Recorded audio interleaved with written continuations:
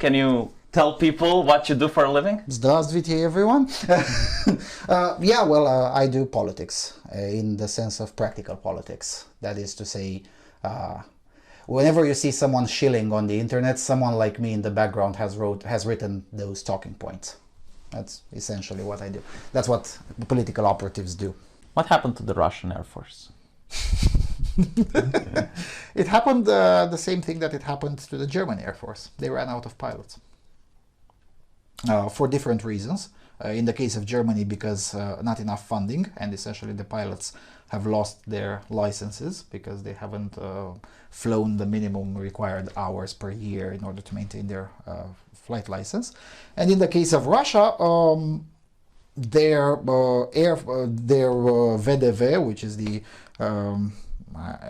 air-flown force, a lot of it ended up guarding a road in the field and all sorts of roles that they shouldn't be in those roles. And of course, a lot of them ended up either dead or in a POW camp.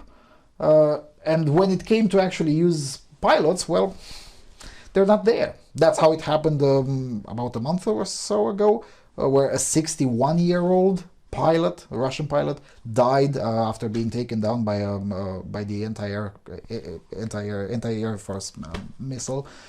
And everyone asked, why was the Sukhoi military plane flown by a 61-year-old? And the answer was, well, we don't have others. Are they going to train more? Are we going to see them in the future? Because depends on how long the war lasts. Because training a pilot for a Sukhoi, it's not something that you can do in 2 months or 3 months or even 6 months. It requires. That's why there's a special Air Force Academy in all countries, essentially, including our own. And it's an entire instruction cycle. And okay, you may speed it up. It doesn't have to be 3 years as it is in peacetime. But there's no way you can do it in under 6 months, and even 6 months is very risky.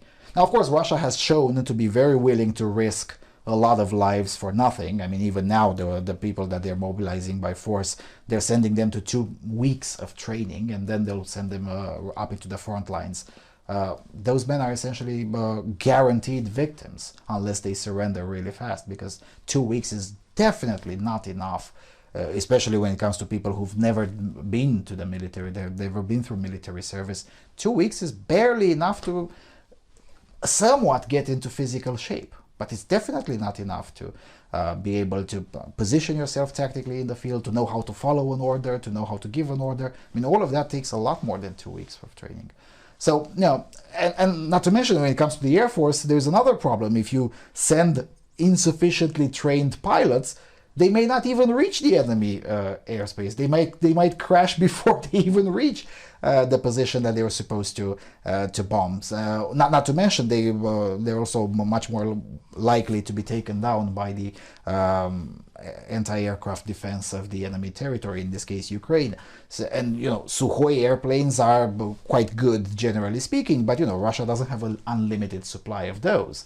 So every time, not only when you lose a pilot is bad enough, but also when you lose the aircraft is also quite bad. Not to mention Russia has lost a lot of aircraft.